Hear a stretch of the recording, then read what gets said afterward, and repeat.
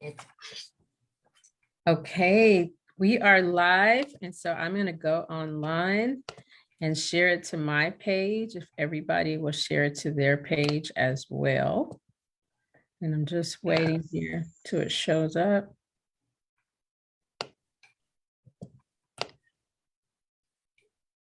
Is it showing live on your else end?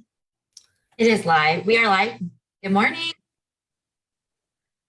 All right, I'm looking for, okay, there we go here. Okay, thank you guys so much for joining us today. We are live, and so I've got a little feedback there. Okay, so today we're going to talk about philanthropy, and we know that this is something that many people are getting into. And there's an increase when it comes to philanthropic efforts and also charitable giving by companies. And so what we did today is we brought together an outstanding panel in order for us to talk about this. But before we start, we're going to introduce ourselves before we get to our panelists. So just want to introduce myself. My name is Kiana James, and I'm the founder and owner with Friendly Faces Senior Care, and I am the vice chair for our business and entrepreneurship committee. And so I want to turn it over to Miss Tony, who's working behind the scenes to help us. Good morning. My name is Tony Vale. I am with the Pearland Chamber of Commerce, Vice President of Business Retention and Expansion. I support Kiana and Brianna with the Entrepreneurial Series and Business Development Committee. So good morning, welcome. And I will be taking care of if you have questions throughout the hour, I will be looking at the chat and I can help answer or get those back to our host. Okay, awesome. And I don't know, I know it's showing live in the actual group, so I don't know if it'll show on everybody's page since it's not on the Chamber's page, but I'm gonna try to share it. It's live on, I can see it on Facebook as right now, it is live. Yes, I was able to share it as well to both business and personal pages. Yeah. Okay, perfect. Yeah. So since you're talking, Brianne, would you please introduce yourself? Sure, I'll just keep it going. My name is Brianne Salcedo. I am the proud owner of Action Coach Pearland and Action Coach Friendswood. We are business coaching firms that allow business owners to get more life back, make changes in their life, their community. This topic makes me wildly excited. I'm a huge advocate for humans creating betterment of life for other humans and the contributions to society doing that. And so most business owners have a huge influence, an influence in community, an influence with their employees' families, their families. There's literally like all these shockwaves that happen from business owners being successful and having a focus on contributions and charitable endeavors. So I'm so excited for business owners to hear today from our experts and people that have dedicated their lives. So first and foremost, thank you for being a person that contributes to society, Ernest, Chantel, and Tracy. And I'm looking forward to everything we're going to give our audience today. Awesome, thank you. And we have another guest that have joined our actual Zoom, and that's Miss Tracy Adams. Good morning, everyone. Tracy Adams with Action Coach Pearland as well. And I, of course, have joined Brianne's team and also wildly excited about giving back to the community. So thanks for having me and look forward to it. Thank you. And so if we want our panelists to introduce yourselves. Don't talk too much about your charitable giving, just you as overall, if you have a business, kind of what it is that you do, and then we'll dive a little bit deeper into charitable giving. So we want to introduce first Ms. Chantel McWilliams. Good morning. My name is Chantel McWilliams. I am a managing partner of Trez Art and Wine Bistro. It is a philanthropic small business where we give a percentage of our proceeds back to charities, but also we have mostly boutique wine, gourmet food, and we were voted the best wine bar in Houston. I also have a consultant company where I help other small businesses and individuals with their philanthropic giving and images. And it is a very a great place if you haven't been over there. And is that near the Heights? Yes, Washington. Washington. Yeah, delicious lamb chops. Very good. Okay, Ernest. Good morning. I'm Ernest Lewis, and I'm president and CEO of the Adult Education Center. So we are a nonprofit that help adult learners achieve their GEDs, citizenship, improve their English as a second language. And we also have an entrepreneurship training program. So glad to be here. Oh, I didn't know y'all had that program. We'll have to talk about that later. Okay. And Miss Tracy Faulkner. Good morning. Am I on mute? We can hear you. I love giving back, but I don't love technology and it doesn't love me. I can't even see what I look like, so forgive me in advance. But You look great. philanthropy is my passion. And as I always say, I give away all of my time, talents, and treasures, but I wouldn't have any of those things if I didn't have a little something to add to the community and to my pocketbook. So I am a professional flipper and designer. Very few people know that because I don't talk about it very often, but I have multiple properties here in the Memorial area. I also just recently, as of last year, my husband and I, we live half in Houston, half in Northern Michigan in beautiful Traverse City, and purchased an absolutely gorgeous vineyard and winery on the Leelanau Peninsula.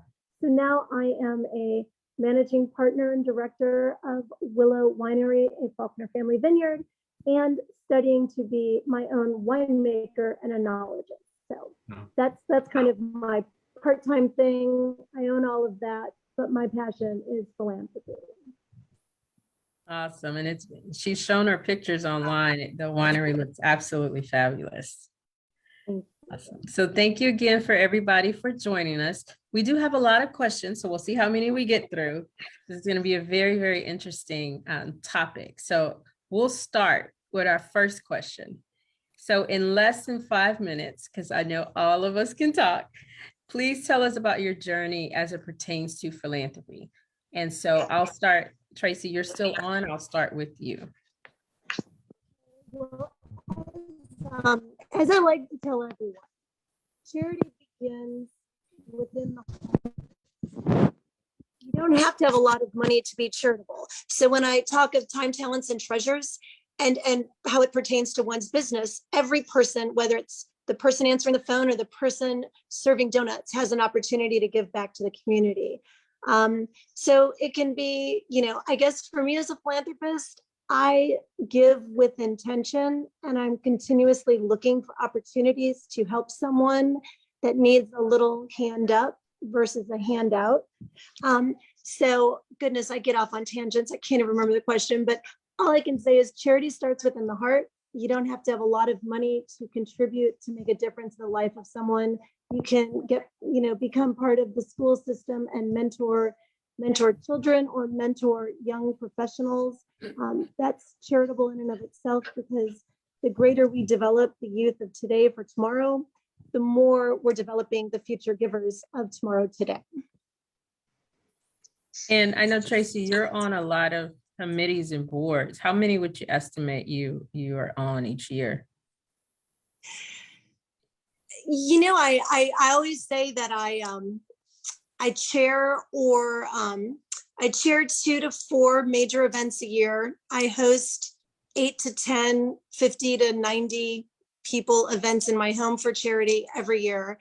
And I serve on anywhere from 3 to 5 boards a year. And I contribute to anywhere from 40 to 60 local chosen charities every year. So I'm on a lot. It is my full-time position. I'm a full-time philanthropist. I just happen to own a few other businesses. Thank you. So you're quite busy. Yes. All righty. I will move on to Ernest. And so just to repeat the question, tell us about your journey in philanthropy. So philanthropy. So I've been in philanthropy for about 23 years. So I've worked in nonprofits for about that same time, as well as media. So I've always been able to really appreciate the work and role of charities and what the common good is, right? How can we benefit the common good? And working for nonprofits, being on the other side, is that you have these noteworthy causes and you're linking these programs and services that can benefit and uplift the community with needed resources. So basically, we just continue to have those messaging and just to connect the dots. So to connect the community with, I would say, supporters. So whether they're foundations or individuals or corporations that will invest in that mission to benefit the quality of life for folk that we serve. So I just love doing the work. And I can't believe it's been 23 years that I've been doing this. So it's been very fortunate and fulfilling. Awesome. And can you tell us a little bit? I know you're the CEO president for the Adult Education Centers. Can you tell us a little bit about what that does? Yeah, so basically, anyone that knows nonprofits, you're baptized by fire, right? So whether you're religious or not, well, basically means that it's all hands on deck, where you're working multiple roles and things like that. So out of my career, I've been able to work as a development director where I'm raising money. I'm actually forging partnerships with individuals, but then also to helping with the programs that we have. So philanthropy is a core component of our work. And philanthropy is one of the reasons why we exist, just as important as the folk that we serve. So it goes hand in hand in order to advance our mission. Awesome. And Chantel, can you talk to us about philanthropy and what you've done in that world? Philanthropy started with me when I was a college professor at Wiley College. I didn't realize that I was actually philanthropic until I began that role. I had a small program that I was the director of. It's called Upward Bound Math and Science, where you help low-income students migrate into higher education. And as I began to work with that population of students, I realized that they needed so much more from me just in academia, right? And so I wanted to provide them with a more valuable experience. And of course, budgets are very tight when it comes to higher education. So I began to fundraise for those students to have cultural experiences. So I wanted them to go to the ballet. I wanted them to do different things they've never been exposed to, but that wasn't a part of my budget. So I began to fundraise. And as I began to fundraise, I realized that people wanted to give back to a very valuable mission and cause. And so that started my journey when I was 25 years old as a young college professor and working in higher education. And when I moved to Houston to get married to Keith. He's the love of my life. And 2 months after we got married, I was diagnosed with stage 3B breast cancer. Going through that journey really sparked something in me when it came to philanthropy. I felt as if God preserved my life, I have a responsibility to give back to my community 1,000-fold. And so I began to just entrench myself in the Houston philanthropy community, because Houston philanthropy is something like I've never seen. It is an amazing community of givers. And I wanted to be a part of that because I felt as if it was my duty to do that. So that's how I started with philanthropy. And from there, I've chaired galas, I've sit on boards, I've chaired luncheons. I've been consultants for different nonprofit organizations and individuals. But also I want to make sure when I decide to go into a small business that I brought philanthropy with me there as well. So that's my journey, and my journey still continues with philanthropy. And how long have you been here in Houston? This will be my 10th year. Okay, awesome, awesome. And she, I secretly call it the Chantel effect. I don't know if I told you that before, but it's kind of like everything she touches is gold. So she does quite well. So sweet, thank you, Kiana. No problem, no problem. So what are some of the top reasons successful people should prioritize philanthropy? And I'll start with you, Chantel. I think a lot of times people want to check the box when it comes to philanthropy instead of really thinking about the heart of philanthropy. Why should you really give and commit yourself? And sometimes giving is your time, is your expertise, and it's also your money. You don't, just like Tracy said, you don't have to have a lot of money to be a philanthropist. You just have to have the heart to give. So I think a lot of times people misunderstand what they can do, and they should look on a more broad spectrum of how I want to be a valuable part of my community and what do I want to do with that. Thank you. And Ernest? Yeah, so I think some of the reasons, and I think Chantel made a great point as well as Tracy, is that it has to be that's something that leads with your heart and why you're connected.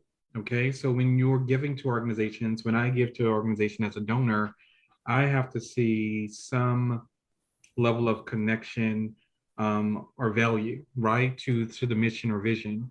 And for me, my mom was an educator, so I do this work because of that, to honor her.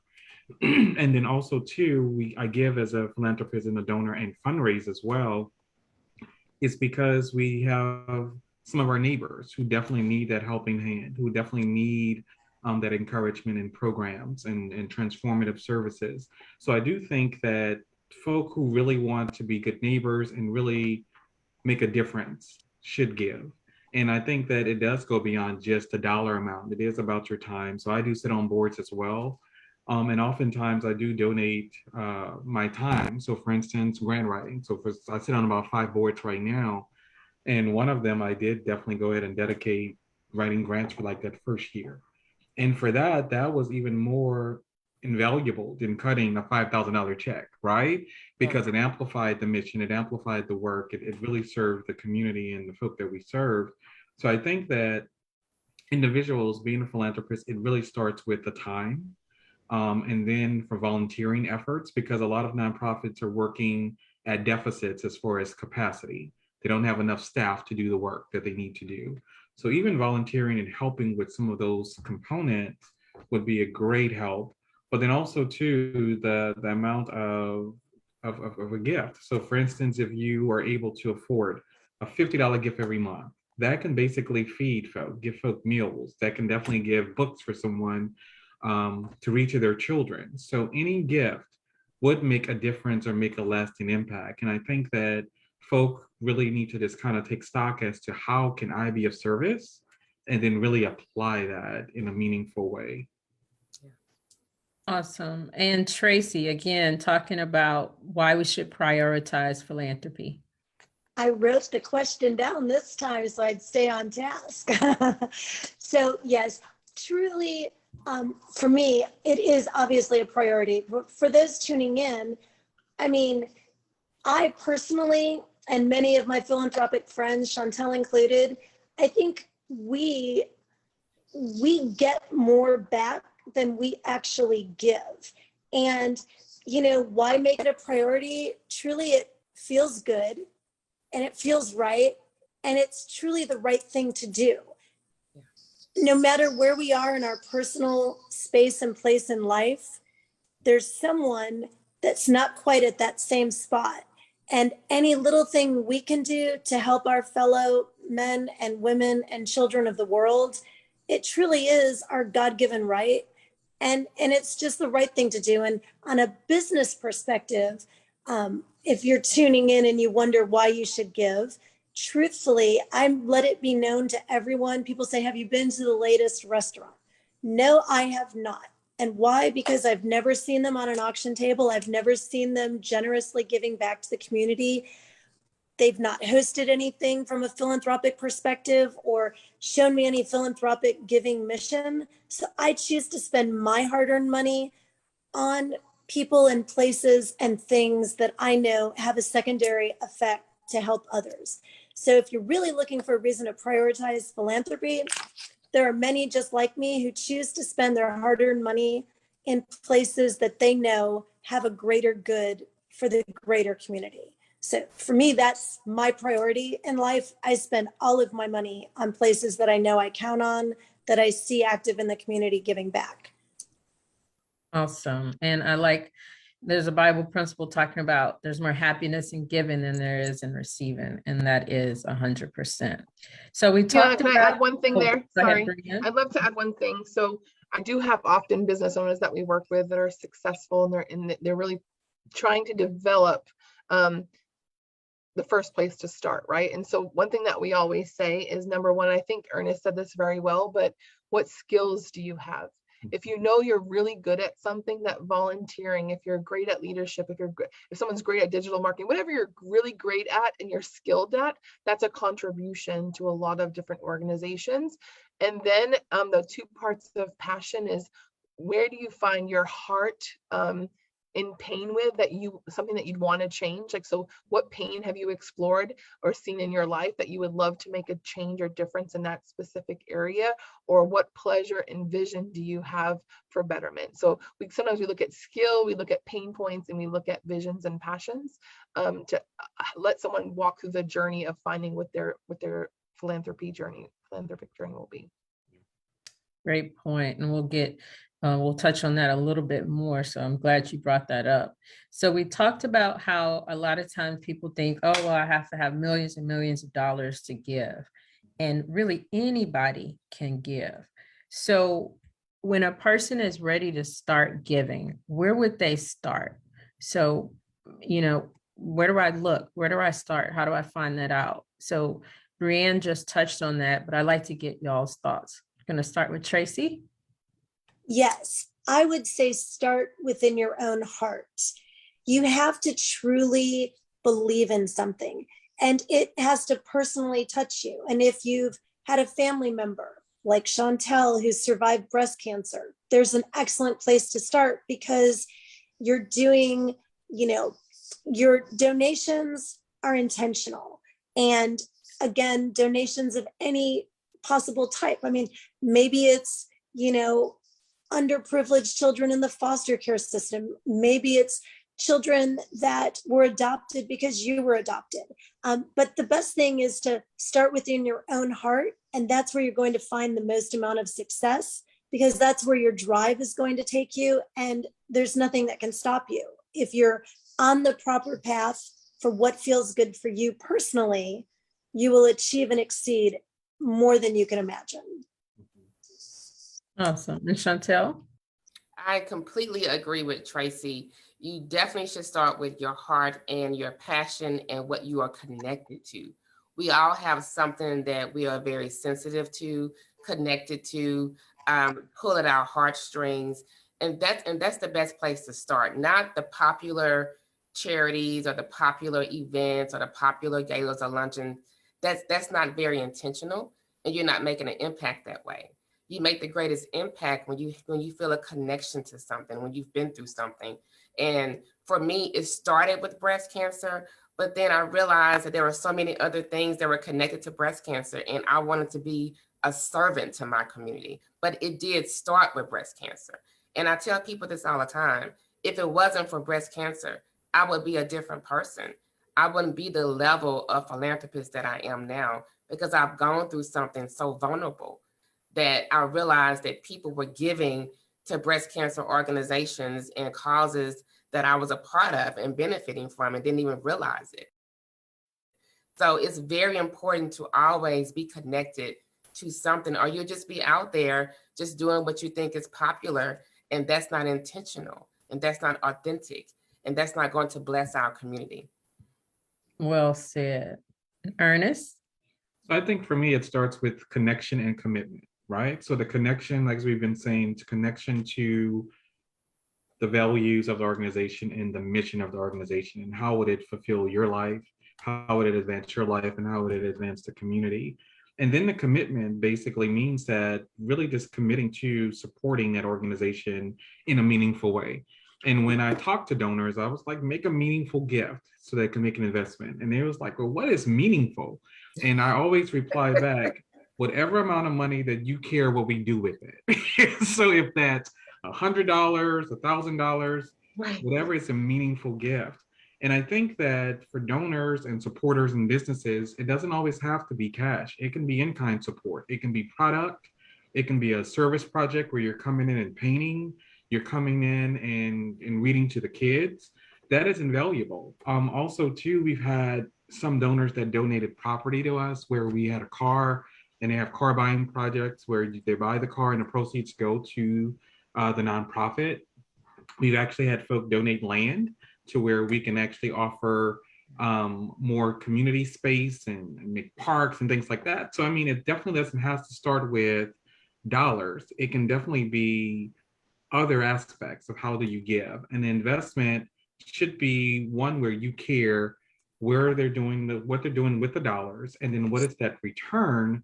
And basically what the return is, what is the impact being made? What is the change being made? And I think that's really important when you do support charities. And that's something that we strive to do when someone trusts in us and invests in our mission, to show this is the return, this is the impact that you're making with your gift.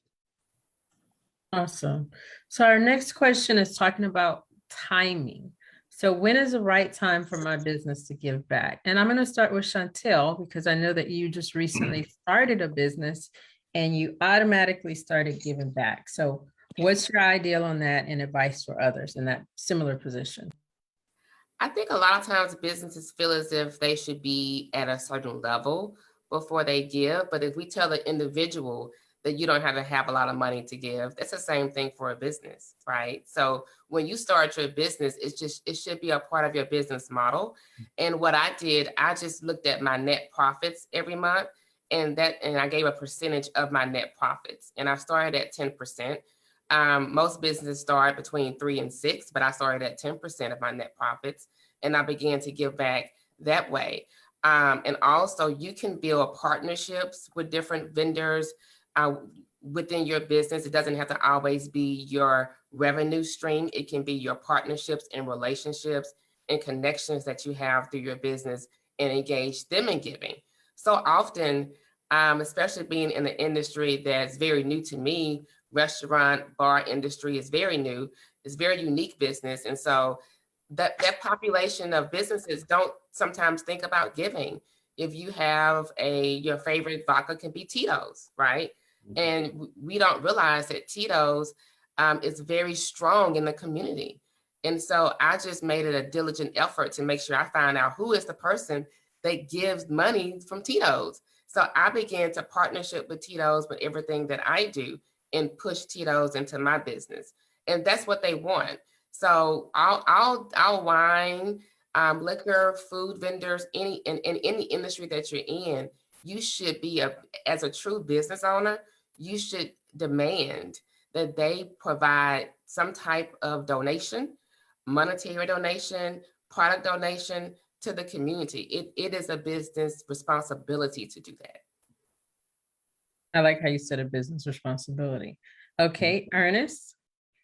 I agree with Chantel. I think it is the corporate responsibility. They have corporate responsibility, and it should be part of the values of any business, to be able to benefit the community that you serve, that you live in, that you're headquartered in. And I think that it goes hand in hand. And I think that it should be those strategic investments. And I love the fact that Chantel is leveraging those relationships, because we have to leverage every investment we get, right, to amplify that support to meet our annual budget.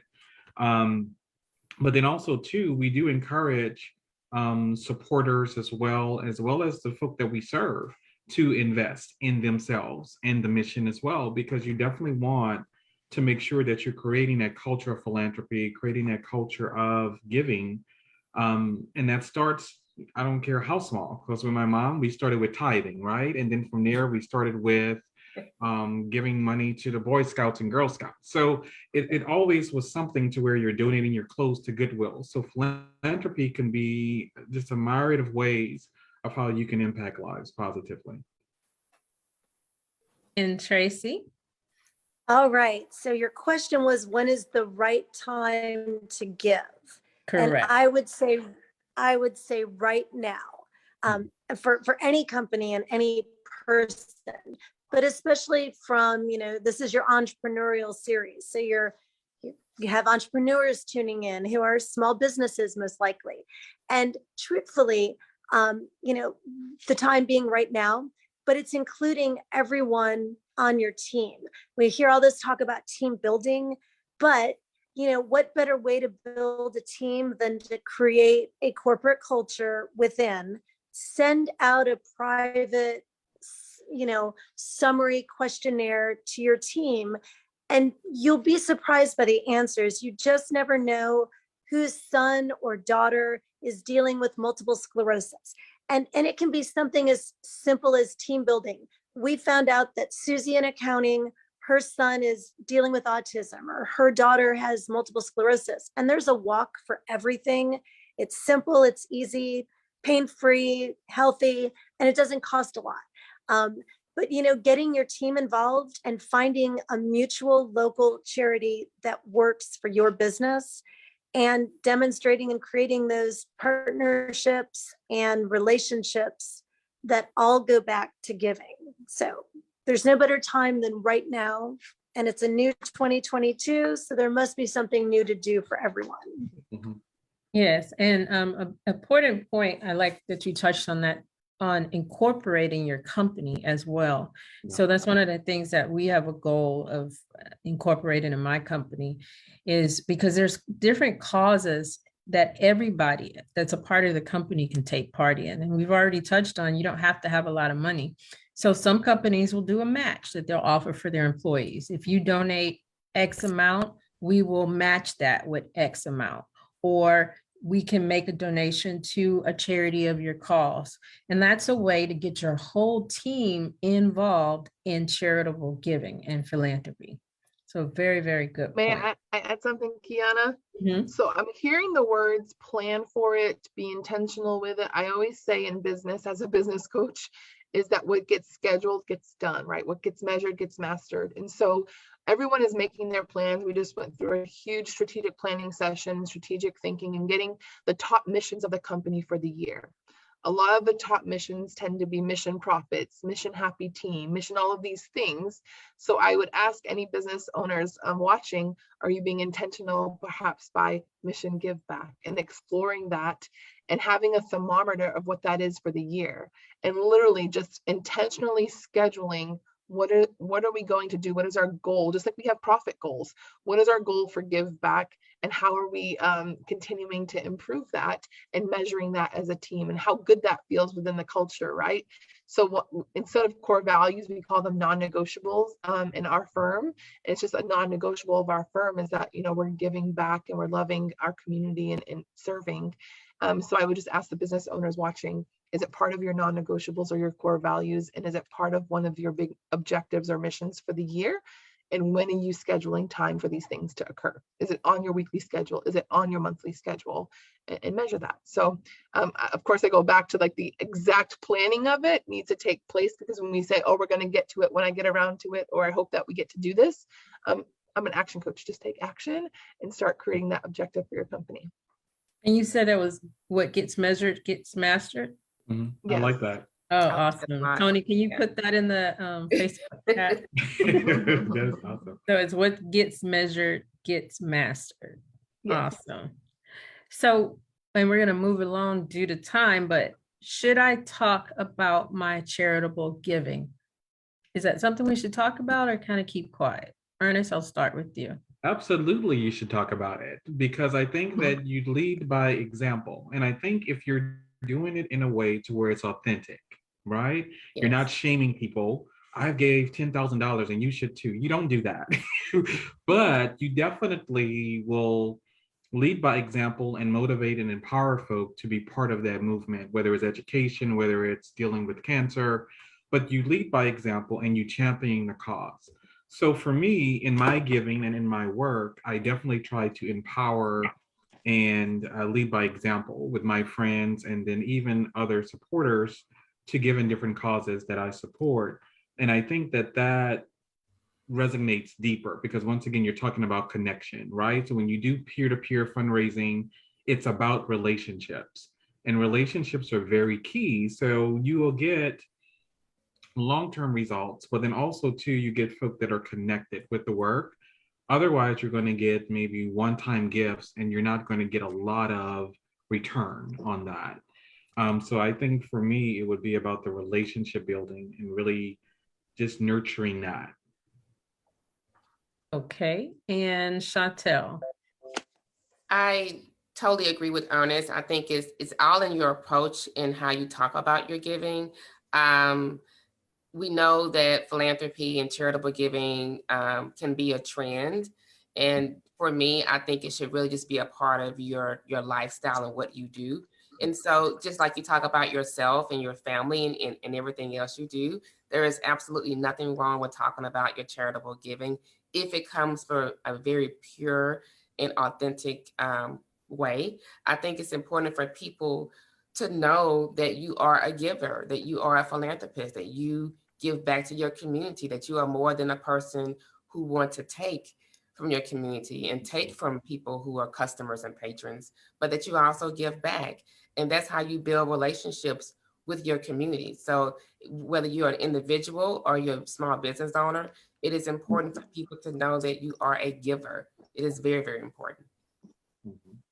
I agree. And that kind of gets to the point of what Tracy said earlier, how some people intentionally will do business with those that are supporting their community. And there's lots of business owners and businesses that do not support their community. And that needs to change. You know, Kiana, I have been talking about this probably for years. And I always wonder, why is it the business community do not engage the philanthropic communities? It should be the perfect marriage. And just like Tracy and myself, when we are passionate about a charity, we are going to support that business. And our minds automatically go to that business. Just think about HEB. We subconsciously go to HEB because they give so much to the community. So I don't understand why more small businesses would not engage in our philanthropic communities. It's and that's a great example. I specifically go to HEB because of that fact. And the free samples they cook. Yes. Fiona, I'm going to throw something in the chat. It's one of a poem that we give actually all of our clients. It's called Who Am I to Be Brilliant? So I love the fact that you asked this question, because some people kind of push down their own brilliance to not feel like they're offending somebody else because they do wonderful things in life. And just the last sentence of that poem says, and as we let our own light shine, we unconsciously give other people permission to do the same. So when you shine in your own brilliance and you show all the things that you're doing, you're literally unconsciously igniting that energy. And so I'm just going to share that poem. If anyone wants to read it, I'll put it in the chat box. But I love that you asked this question, because never downplay your brilliance in giving back. Awesome. And we'll make sure that gets in the Facebook chat. Okay. And Tracy? Well, Kiana, I first just want to say this. I think, as is most of my friends are all philanthropic, because that's where I take time to spend my time. But you in particular, Kiana, it goes straight to the question, should you let it be known that you give philanthropically? And I think you and I met because I let it be known. I extend the offer for everyone to get involved. I tell everyone it's not a private little club. Everyone can do something nice for the community. But you in particular, you'll see something on my Facebook page. You'll see that I'm raising handbags for the women at the Mission of Yahweh. You'll see that I'm collecting coats for the homeless, dog food for the dogs at the shelters. And before I know it, Kiana, you are texting me, calling me, delivering something to my doorstep, only because I let it be known to the world that there are needs, and every person, many hands make light work. So you can't put 120 handbags together with 20 items per just being one person, but you invite 20 friends or 40 friends and everyone contributes, and it really makes a difference. And I've been accused, and I just laugh it off. People laugh at me with my signature line on my email. It lists every board I'm on and whatever I'm sharing that year. And it ends with giving back, giving more, getting involved, want to do the same, just ask. And because I list all those things, you'd be amazed that people will say, oh, you're part of the Guild for the Heart Association. My aunt just had a heart attack. I need to get involved. And I said, absolutely. Our next Guild meeting is here. Membership's only $50 a year. It's amazing. You learn heart healthy habits. I'd love to get you involved. Let's do something. Let's walk on behalf of your mom and your aunt. So I think, again, like Chantel and Ernest and others have said, doing it the right way without gloating, having sincerity and authenticity, and people truly knowing that that is your heart, that you're doing it for the right reasons, you don't have to worry. It encourages others to give back as well. And it really, I can tell you, 2 o'clock in the morning, I'll get a text or a phone call about an unfortunate mom who's escaped a violent situation. And who do they think of but Tracy, because they know I'm doing something with the women's home or Houston Area Women's Center. It can be frustrating because you can't fix everything at 2 a.m., but it's very heartwarming to know that when people think of a situation, they actually think of me, and I do my very best to solve it and help as best I can. Awesome. Yes. And I appreciate both you and Chantel, because I've always done a lot of giving and sponsoring, but it's always been really senior specific or healthcare specific. So I started really expanding my network, and because of you two ladies, I got exposed to just like, there's so many causes out here and so many problems out here. But I do thank you ladies both for being very a great example for me to follow, just finding out and seeing ways in which I can further support my community and causes. So I appreciate that. Now, and this one's a big thing for me. How do I ensure giving goes to the causes? We always at times see these stories about these charities and people are going to jail or they're taking the money or you don't really know where the money is going. How do we know, or how do we make sure the money we're donating is going to these causes? I'll start with you, Tracy. Oh, okay. Am I still speaking? Yeah, we can hear you. Okay, thank you. Well, truly, as with anything, any contract you sign, anything you do, you go to buy a house, you go to buy a car, you do your due diligence. You make sure that when you're incorporating your team, your employees, your family, your friends, it's your name and reputation on the line. And you want to make sure that the money that you're donating does go to the bottom line of the charity and not the top line of someone's huge salary. So I just say, do your due diligence. There's Charity Navigator, charities are rated. There's easy ways to find out, but before you really put your whole heart into it, ask the tough questions and don't be shy about it, because it's your money and your reputation. And that's worth a lot more than just writing a check, because you write the wrong check, you're going to live to regret. And God forbid you get everyone else to do it. And thankfully, at least here in Houston, I mean, our city is known nationwide as the most philanthropic city in the country. And there's a reason for it. And it's because we keep everyone honest and, you know, we seek out the integrity. And I swear, if you have a question, you can call me, Chantel, and Kiana, even you, and probably Ernest. All of us here would know if we've heard bad things about a charity, but if you think you've even heard a smidgen of something bad, well, we don't talk poorly about anyone trying to do good, but if you hear even a smidgen, chances are there's probably some validity to it. And I put that in the chat, so I'm glad you mentioned that. It's charitynavigator.org. So if we can put that on Facebook. And it's a website. It says you can use our ratings to find and support nonprofits that align with your passion and values. So that's a very important point. Ernest? Yeah, so I think that some of the other places too would be GuideStar is another good one. So at least, for instance, you can see the financials, you can see the board levels, things like that. So I love. Can you put that in the chat too?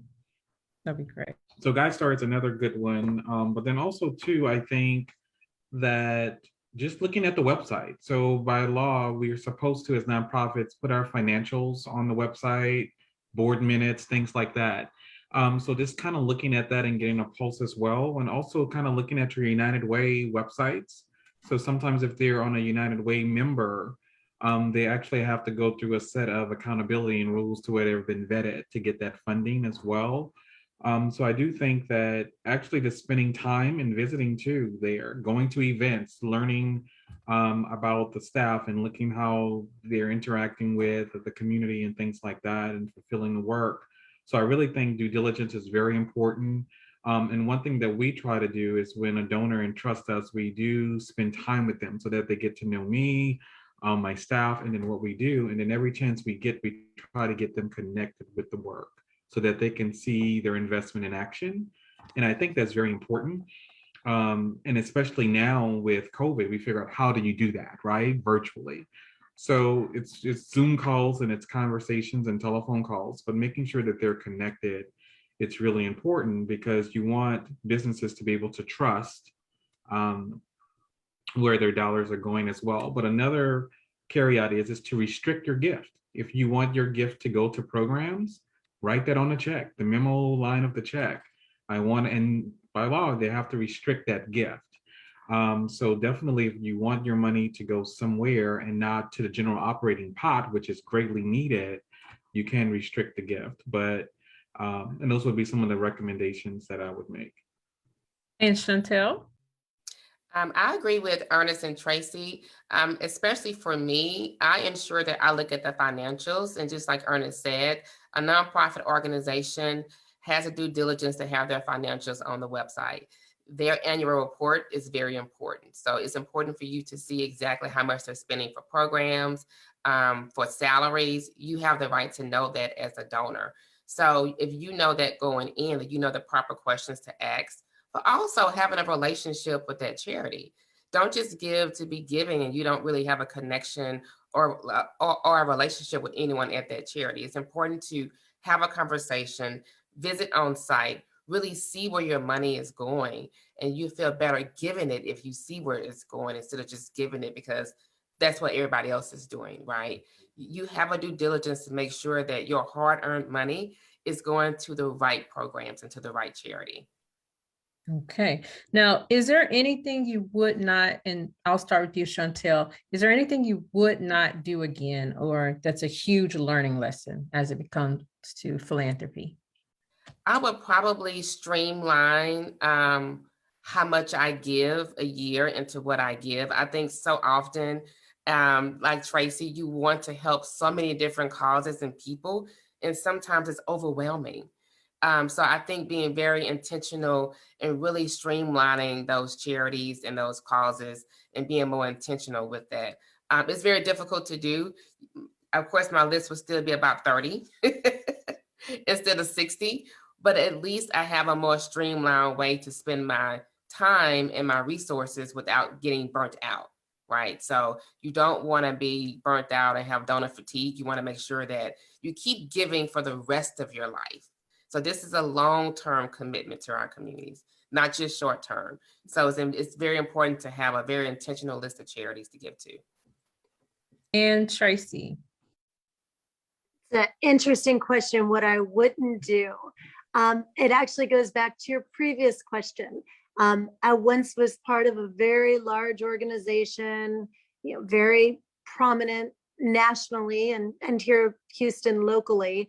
And as I was one of the auction chairs raising all of these items, and some of which I just went out and bought and donated back to the charity, I realized a good portion of everything we were bringing in wasn't necessarily going to the bottom line of making a difference for what I thought it was. So had I done my due diligence and dug a little deeper, I would have not volunteered 6 months of my life to raise a ton of auction items. I felt my time could have been better spent. And even now I'm like, oh man. So now when I get those envelopes and those end of year giving things intentionally, I do not give because I've learned, I've just learned I don't need to pay for other people's salary, especially when I myself don't take a salary. I just give it all away. So yeah, if I had to do it all over again, I would have done better due diligence. Okay. And Ernest? I think what Chantel said made a good point is that you get burned out when you're trying to do so many things. So I think that the intention is important. And then what Rand had said was coming up with the schedule. What is your impact of giving a philanthropy for the year? What are your targets, right? And then it keeps you on par, but it also keeps you from burning out and running around like the Tasmanian devil, trying to do it all, right? So I think being very strategic with the giving is very important. And then really looking at, okay, with my gift, what will be that lasting impact, right? So I can give to 20 people and maybe $100 each. But if I can give to 5 at $1,000 each, that probably will make a more lasting impact. So really looking at strategically, what will be the best use of my gift time and resources is really important. Thank you. So we got one last thing we'll talk with you guys about. We definitely want to thank you for joining our panel today. Do want to mention, if you do donate as a business, there is some tax deductions. So you would definitely want to talk with your CPA, bookkeeper about those.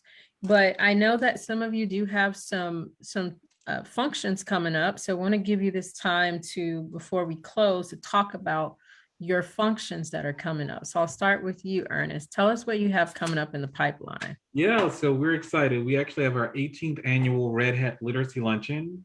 So it's been around 18 years, and it's actually will be hosted by Lisa Rivas from Channel 2. We have Sean Harper, who's a former lineman NFL, who will be the keynote speaker. He has a great story about going through adversity of having not special needs, but having a learning difference. And then really just kind of succumbing that and actually becoming a successful entrepreneur and then running into NFL.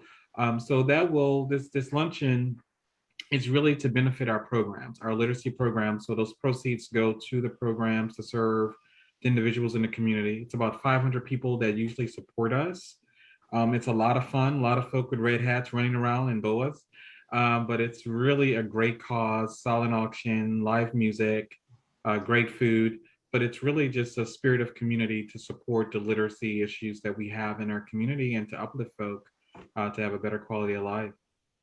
So that's March 31st. I'm sorry, okay, March 31st. I was like, give us the From date. 11 to 1 o'clock, and it will be at the Knights of Columbus here in Pearland. So we do invite folk to support us, and you can go on our website at adulteducationcentertexas.org to learn more about the event. And I just put that in the chat, so if we can put that on Facebook. And I'm looking forward to coming this year because I've never been, and I always see the ladies with their red hats. So Yeah, I'm it's a lot of fun. It's a yeah, lot of fun. Yes, I'm looking forward to going as well. Awesome. We'll be glad to have you. And Tracy, I know you have, I don't know if your event is sold out or not, but I know you have an event coming up next Friday, I think, the 28th. Next Friday, yes, 1 week and a half an hour from right now. We're hosting our inaugural Bubbles and Blingo. We will be playing bingo, but it's called Blingo because think New Year's Eve in the middle of the day at Hotel Zaza, Memorial City, Friday, January 28th. Benefits today's Harbor for Children, previously known as the Boys and Girls Harbor. It is a local charity that's celebrating its 75th year of helping children who find themselves in our foster care system. And they are doing it the right way, the loving way, giving children a safe space and place to actually grow into amazing adults. So that's next Friday. Tickets are only $200. And Hotel Zaza midday luncheon, steak lunch and dessert, a glass of bubbly upon arrival. And the amazing bingo prizes go all the way up to $3,000 getaways, including Willow Winery, a Faulkner family vineyard.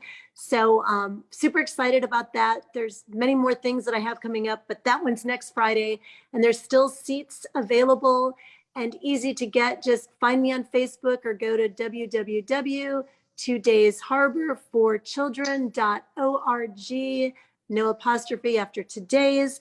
And yeah, we would love to have you. And Kiana, I know you're going to be there, and Friendly Faces Senior Care, and always so excited for your participation and can't wait to see you sparkle and shine next Friday. I'm looking forward, and I put the website in the chat as well, so if we can get that on Facebook. And Chantel, do you have, I don't know, I didn't actually beforehand, I don't know if you had anything coming up that you wanted to talk about? Well, I'm working on a Women's History Month program to engage different women who are in business and also philanthropists. So I will send out the information about that soon. And I'm also working with Perfect Connections Gala this year. It will be September the 23rd at the Corinthian. Ooh, I'm looking forward to that one. Awesome. Okay, well, we are at our time. We made it. Yay. We want to thank everybody for joining us. Did anyone have any last comments or anything before we close out here? I have one last comment because I always have a great something in my head boiling that I want to share is look how much fun it is too.